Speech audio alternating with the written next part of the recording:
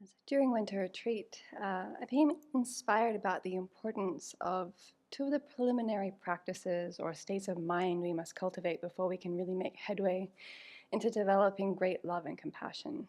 These two being equanimity and heartwarming or affectionate love. So if we're going to have the wish for each and every sentient being to have happiness and its causes and to be free of suffering and its causes, then discriminating against those who we like or don't like doesn't really make much sense. And to have the powerful mind of bodhicitta that wishes to lead all sentient beings to full awakening, and to have the courage to embark on the through countless great eons that might take, then nothing less than indiscriminate heartfelt love and compassion will do. And in one of Geshe Sopa's commentaries on this practice, he describes equanimity as removing the rocks from our mind, from the garden of our mind, so that then heartwarming love can moisten the ground and the seeds of compassion can grow. And so wanting to learn more about equanimity, I turned to volume 5 of the Library of Wisdom and Compassion, In Praise of Great Compassion. And there, something that His Holiness the Venerable Churton said stretched my mind more than how I had been holding equanimity. So many of us might be familiar with the meditation or contemplation that Venerable leads when she teaches equanimity around, why do I like this one? Why don't I like this one? And why am I apathetic towards this one? Because of how they relate to me. I like those who praise me. I don't really like or care for those who don't do or give me what I want. And those who seemingly are irrelevant to me, So that I understand, and it's not too hard to understand, not easy to break down, but nonetheless. But then volume 5 went deeper than that, and in summary or paraphrase, they said, to develop true equanimity entails deep exploration of our prejudices and fears. Without identifying and addressing those aspects of ourselves, our equanimity will be superficial and unstable. In meditation, we must examine how power and authority affect our prejudices, empathy, and equanimity. Examine what groups we identify with and how that affects our beliefs about those people both in and outside of those groups. So this idea of prejudices, fears, power, and authority, it points to a much larger sphere of influence than just, I don't like you because yesterday you yelled at me, so today I'm going to give you a cold shoulder. It points to cultural, social, historical, political influences that shape how we see the world, and thus how we relate to the sentient beings who are in it. And so, to be honest, after that, I didn't sit down and thoroughly examine my prejudices, fears, and relationships to authority and power. I was heading in more of this direction with some of the topics I was focusing on, but then 2 events happened that brought my attention right back to this and showed me that this is an area that really deserves my attention, probably for quite some time. So most recently, I started reading Caste by Isabel Wilkerson. That looks at what is usually seen from a race-based perspective from a different lens, a lens of caste. So she compares the caste systems of India, Nazi Germany, and the US to identify 8 pillars of caste that she identified across these different contexts. So I'm not going to delve into that or how the relationship between race and caste is, but I want to look at how race-based or ethnicity-based, that's how we term it in Australia where I'm from, or caste-based discrimination influences us deeply, and how that influence can happen whether we intellectually agree with it or not, and how this influence is something, as Venerable Children in His Holiness said in the book, that is something we must identify within ourselves and to overcome if we are to develop the impartial and all-encompassing love and compassion that are the foundation for and prerequisite to bodhicitta, and thus to full awakening. So this topic came to mind due to a couple of paragraphs early in this book that struck me deeply, seeing its truth in the situation we've had in the last year due to COVID, and how that has affected different parts of the human family, specifically in this country, quite differently. And also significant to me to examine how, as an Australian, coming from a country that's also deeply divided along race lines, and it's a nation also based on the dispossession of the indigenous people of their land. So Isabel in Caste says, we may mention race, referring to people as black or white, Latino or Asian, or indigenous. But when what lies beneath each label is centuries of history and the assigning of assumptions and values to physical features in a structure of human hierarchy. What people look like, or rather the race that they have been assigned to or are perceived to be, is the visible cue of their caste.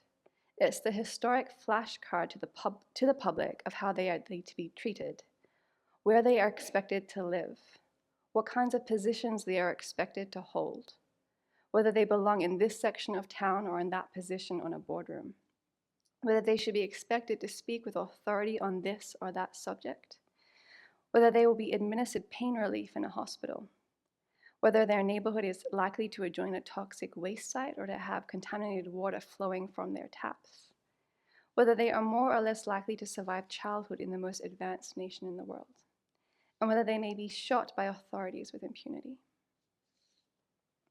So this idea of assigning assumptions and values to physical features in a structure of human hierarchy struck a chord with me due to an incident that happened during retreat. So for some reason, I had to do a bank transaction with my account in New Zealand, where I was living for some years before coming here. And I hadn't logged in for a while, so it locked me out, and I had to have a net code. I couldn't get on the mobile phone, so I had to call New Zealand. And so I was already irritated. Didn't want to be speaking on the phones during retreat, and having this problem I seem to come up against with banking. And the person that I get on the phone, should be grateful to have someone on the phone, was speaking with an Indian accent that I was struggling to really understand. And for me, this was frustrating because during my high school years, the majority of people in my year were Indian, Filipino, and Chinese. And so I feel pretty good with understanding accents. I feel comfortable, friendly, and at ease with other people of other nationalities. And so there I was asking for the fourth or fifth time for this kind man to repeat himself. And I felt so rude. I didn't want to be the obnoxious person who can't understand someone else with the slightest difference in their accent and then is rude or belittles them because of it, because I've seen that happen and it is not fun, to put it lightly.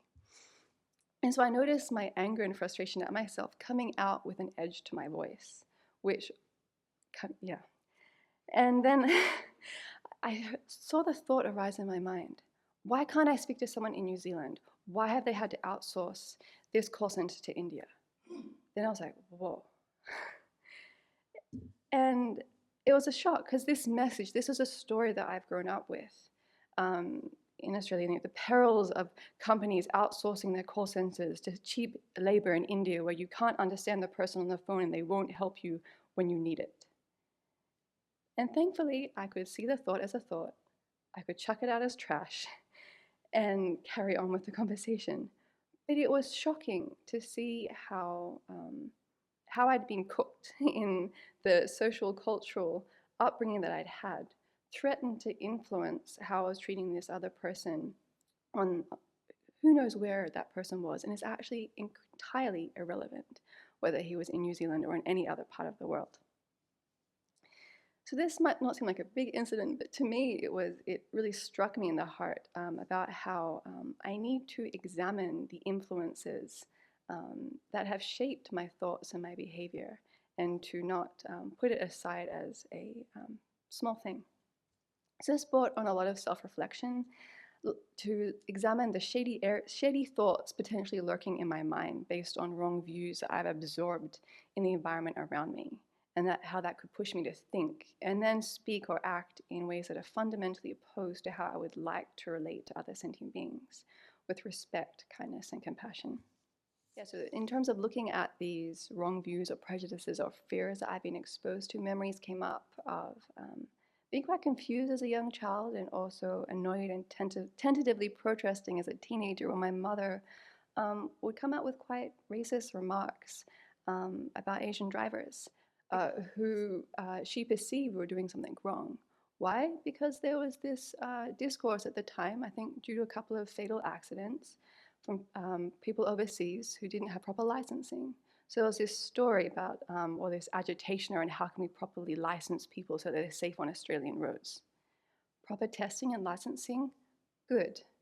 Blanket slander and judgment based on race?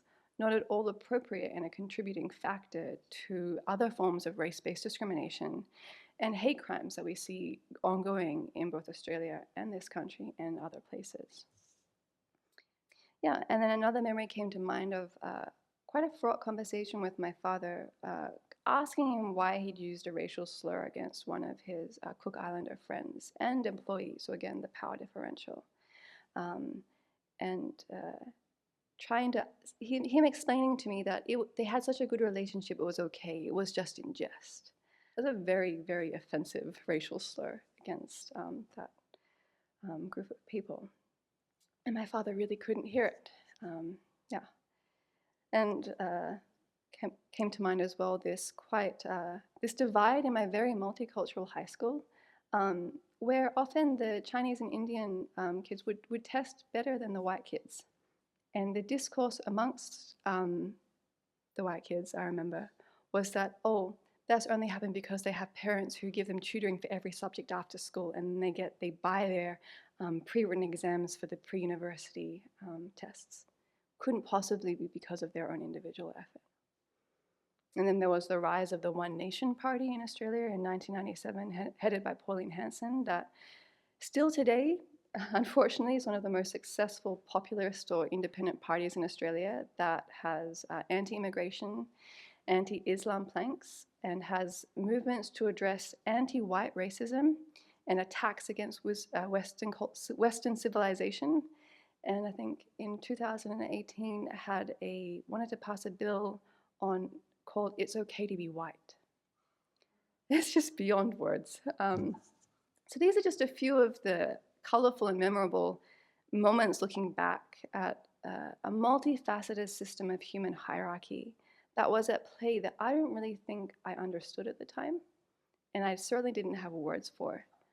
But this is the large, small, hidden, underground rocks in my mind that need to be addressed, picked up, and removed so that prejudices, fears, wrong views, and other effects of social authority and structures don't affect how I interact with any other sentient being. And so that in their absence, true affectionate and impartial love can grow in their place. So I'll read one more small paragraph from Cass that brightened my mind. Isabel says, "We are all born in a silent war game, centuries old, enlisted in teams not of our own choosing. The side to which we are assigned in the American system of categorizing people is proclaimed by the team uniform that each caste wears, signaling our presumed worth and potential. That any of us manages to create abiding connections across these manufactured divisions is a testament to the beauty of the human spirit." So these words point to the truth that these prejudices, fears, wrong views are learnt, and they can be undone, and they are not true. It is simply a matter of harnessing the beauty of the human spirit, our innate capacity for love, compassion, and wisdom, to look beyond whatever erroneous stories sections of society might be telling us, and rather to look deeply into the hearts of each and every sentient being and see our equality in wanting happiness or not wanting suffering. And that it's entirely inappropriate to hold either attachment or antipathy towards other beings who have this same fundamental human wish for happiness and suffering. So as we head forward this year, healing from the past 4 years where prejudice, fears, wrong views have abounded in the political sphere, and from a global pandemic as well that has disproportionately affected different parts of the human family due to these prejudices, fears, and wrong views, may we joyfully take up this task of cultivating equanimity, cultivating the field of our minds so that we can contribute to the happiness of all beings.